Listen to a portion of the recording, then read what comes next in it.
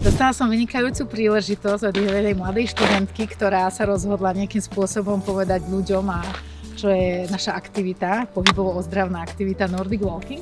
A v tomto krásnom prostredí Budetinského zámku alebo parku Budetinského zámku hradu pravidelne robievame kurzy Nordic Walkingu, ktoré sú určené naozaj pre všetky vekové kategórie, dokonca aj pre handicapovaných alebo rôznych ľudí, záujemcov. A my v rámci Slovenskej Nordic Walkingovej asociácie robíme tieto kurzy po celom Slovensku prostredníctvom certifikovaných inštruktorov a pod teda takouto zástavou našej prezidentky Lucie Okoličaniovej, ktorá je vlastne akreditovanou na výučbu a na vôbec všetkých nás vedie.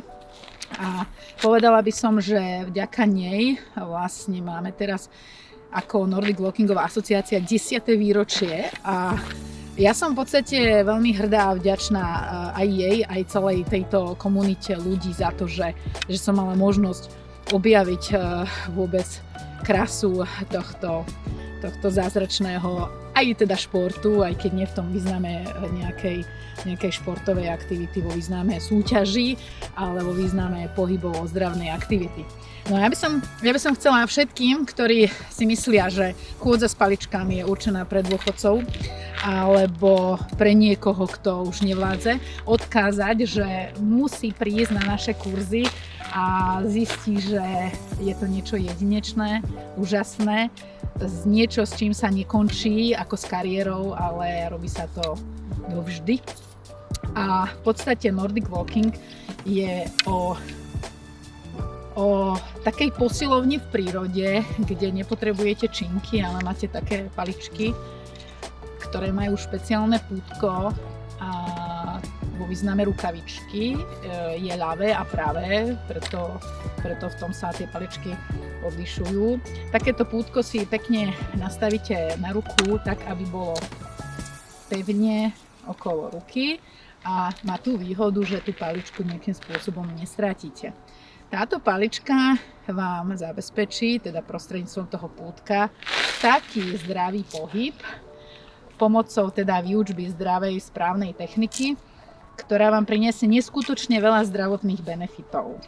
Môžete sa o tom dočítať aj v knižke od Lucie Okoličaniovej Modern Nordic Walking, je v sieti v tých knihkupectiev. V každom prípade ja mám teraz paličky, ktoré som vzala kolegovi, sú pre mňa vysoké, ako môžete vidieť, sú pre mňa vysoké, pretože správna dĺžka paličiek sa nastavuje tak, že by mala byť v podstate na úrovni pravého uhla. Áno, takže nejakým spôsobom musíte mať pravý úhol zabezpečený, prípadne pre začiatočníkov 2-3 cm nižšie. Takže keď máte dobre nastavené paličky, máte pútko, môžete vykonávať túto úžasnú aktivitu. Čo je najdôležitejšie povedať je, že Nordic Walking nie je trekking. Ak by chcel niekto vedieť veľký rozdiel, tak trošku to preženiem. Ak budete s paličkami chodiť takto, trošku to preháňam, kde vlastne pracuje lakeť a o paličky sa viac menej trošku opierate, tak tie benefity nezískate. Ale pokiaľ budete správne používať paličky tak, že budete pracovať s ramenom, budete pracovať s rúčkou a rukou, takže vpredu ju stlačíte, vzadu ju vypustíte a toto všetko vykonávate pri zdravom postoji tela, kedy budete musieť sa dostať do takého aktívneho postoja, musíte si zastabilizovať kór, tak docielite to, že vlastne pomocou zaťaženia hornej časti tela od pása hore a silou do rúk získate určitú aktivitu, kde vlastne prostredníctvom hornej časti tela odľahčíte tú spodnú a tým pádom si chránite vlastne aj všetky bedrové, kolenné, článkové kĺby.